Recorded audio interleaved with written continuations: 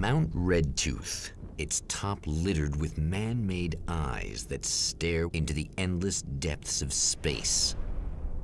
Tonight, the champion of light will depend on them to pick out a message from the ether.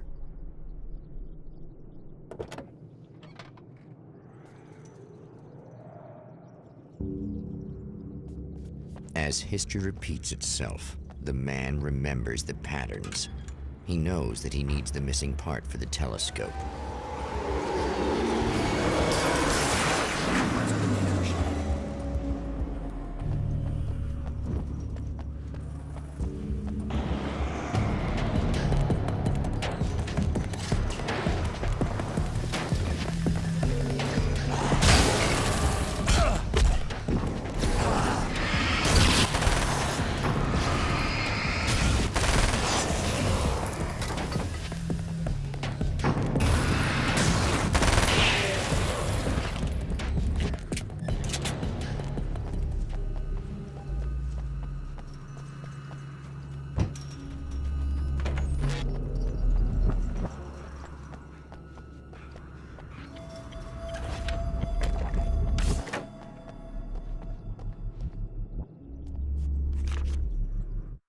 When Dr. Rachel Meadows got the call from Michael, telling her to hurry to the observatory, she didn't waste any time. It had been a nice party. She'd had a good time, but her social life would always play second fiddle to the mysteries of space. Michael never showed up, of course. He pulled over at the wrong rest stop. She never even thought about him at the time. The phenomenon in the sky above her was too fascinating. The atmosphere in the projection booth at the drive-in was charged, almost unreal. Despite that, the air felt cool and refreshing this late at night. It'd been a hot day. The summer was nearing its end, but it wasn't over yet.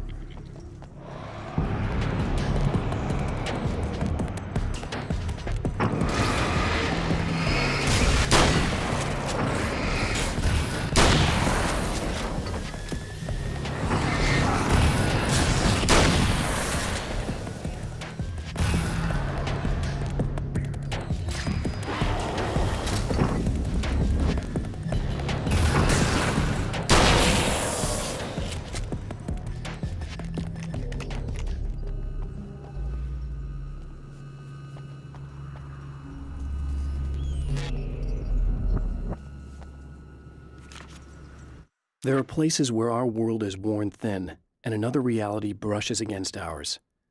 One such site is Cauldron Lake near Bright Falls, Washington. But there are others. That other reality is dark, vast, and malleable, always in flux. In its depths dwell vast forces and alien energies. They're dangerous. But in one of these places, if you know how, you can channel the power of that place and use it to shape reality.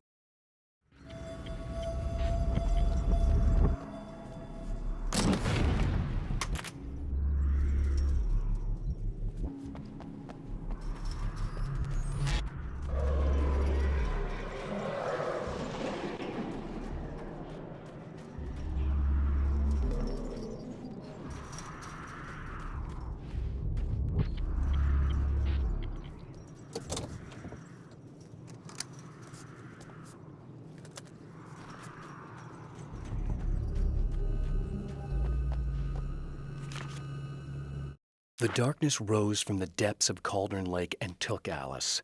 It needed words. It needed me to write its way into our world. She was leverage, a hostage. I complied, but with a twist. I put in a loophole that gave me a chance to fight back. I was hunted by shadowy enemies, but I faced the darkness. I fought it with light. I drove it back. I saved Alice, but it came with a cost. I was trapped in the dark place below Cauldron Lake.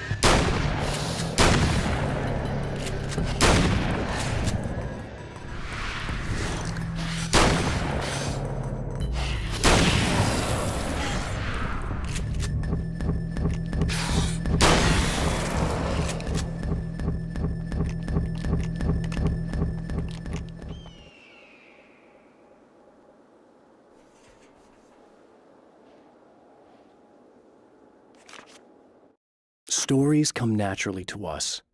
We can't help it. There are many different worlds, many competing realities within our heads, fueled by books, television, even barely remembered childhood tales. There's an endless supply of fictional concepts more familiar to us than anything or anyone real. We have a far greater connection to the fictional characters we know and love than the random people we pass on the street. Our destinies and inspirations are shaped by lies, myths, and fables.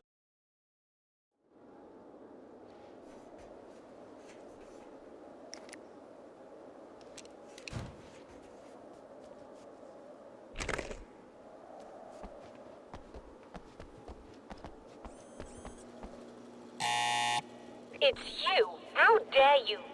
No, wait. It isn't you, is it? I suppose you'd better come in. I'll unlock the door. Thanks.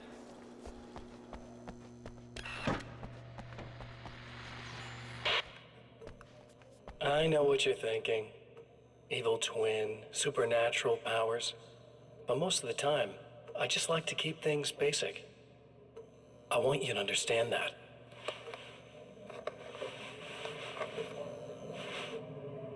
Like this. Need to get your hands dirty?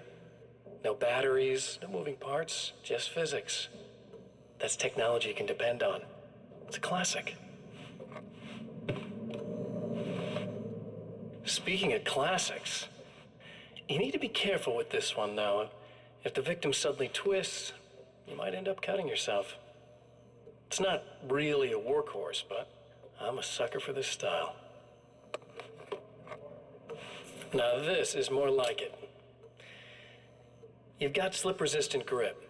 Believe me, you really want that traction once you're wrist deep in somebody.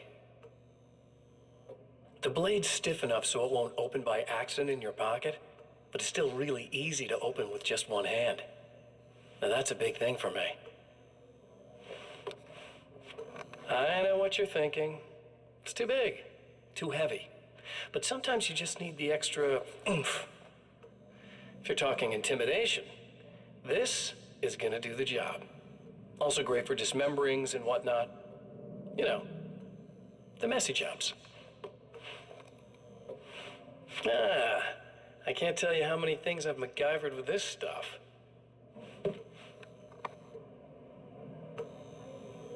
Okay, now, guns. Not a big fan. I mean, how are you supposed to really connect with somebody with a bullet? I want you to understand that. I take pride in what I do. We can't both be worthless hacks, can we?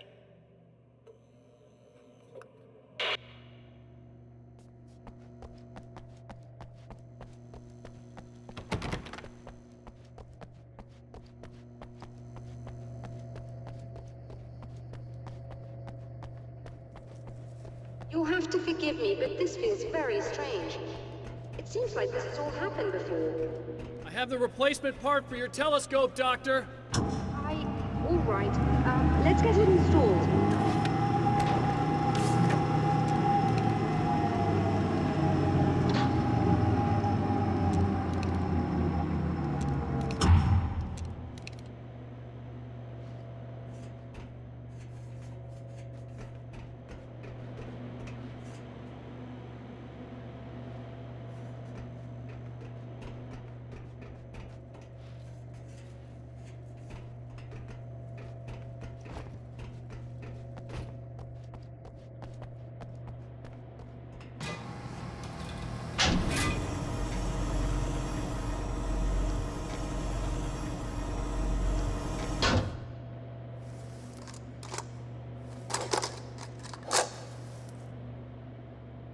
I think we can give this a go, although I have this strange feeling that something will Don't go wrong. start it up yet.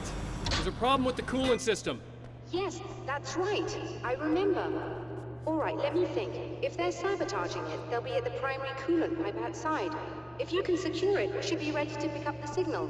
That is why you're here, isn't it? Yes, it is. I'll take care of it.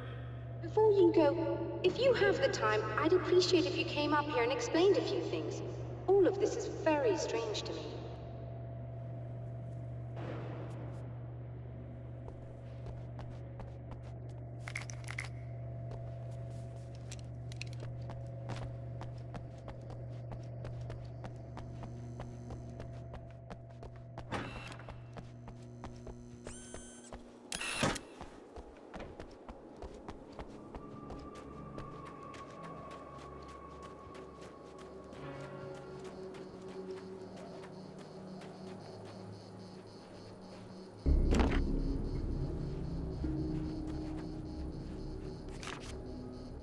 The Taken may well be the tool the darkness favors over any other.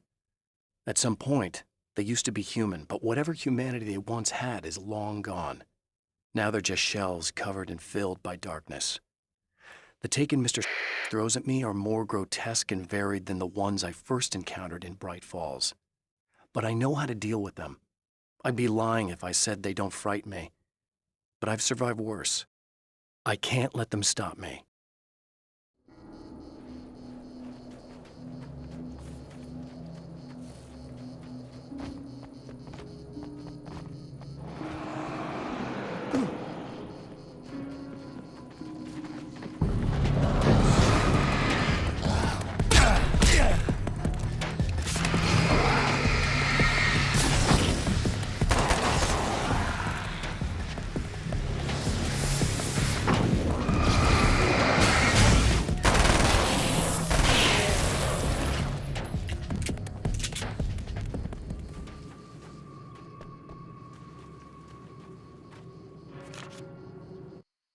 After my disappearance, they thought I was dead. I might as well have been. I know it's been 2 years. I know Alice has moved on. I've tried to find a way back to her, back to my life, but escaping the dark place is almost impossible. Time does strange things here, but dreams and radio signals can pierce the veil between the worlds. I catch glimpses and echoes of the world. Sometimes I send messages out. I can only pray that they hear them.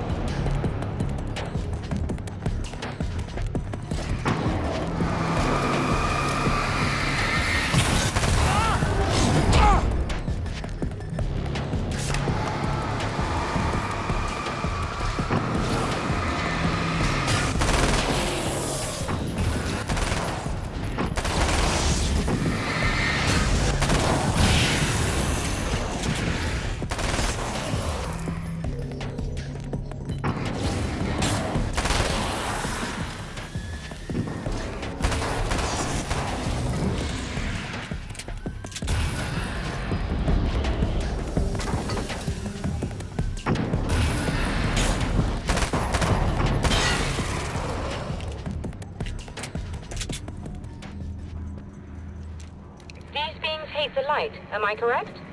You should be able to turn on the lights and secure the area that way. Doctor, can you hear me? I think we're good to go. All right. I'll start looking for the signal. Please, head back.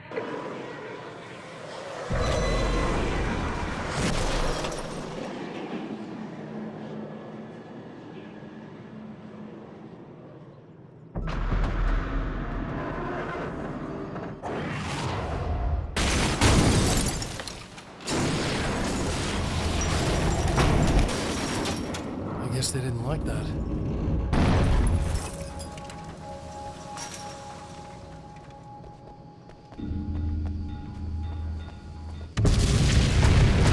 Damn mountains are gonna kill me.